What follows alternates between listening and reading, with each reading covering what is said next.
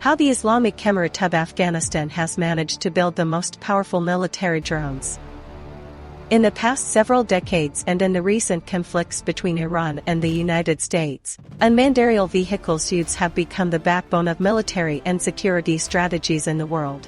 However, in the meantime, the construction of unmanned aerial vehicles in Afghanistan has been discussed by military experts as to how a country that has been struggling with infrastructure challenges for decades is now talking about building and producing reconnaissance and military drones. In most cases, obtaining drone technology begins through reverse engineering.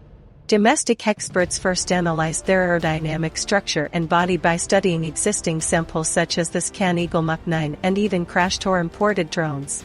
From the balance between weight, speed and flight endurance.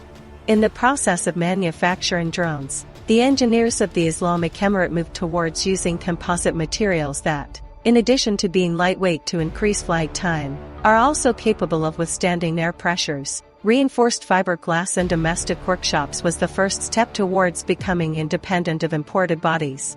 This is the point where empirical knowledge is linked to military need. A drone without a guidance system is just a flying model.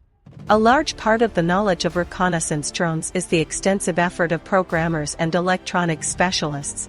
These teams manage to design native or personalized GPS systems to combat radio interference, develop ground control stations that allow the operator to receive live and high-quality images, adjust the flight knowledge in such a way that the bird maintains its balance in the adverse weather conditions of Afghanistan and the strong winds of the border provinces. Although the nature of these drones is military, the acquisition of this technology has better applications. Surveillance drones are now used to control borders and prevent smuggling and illegal traffic. But some critics claim that these equipment are simply assembled foreign parts.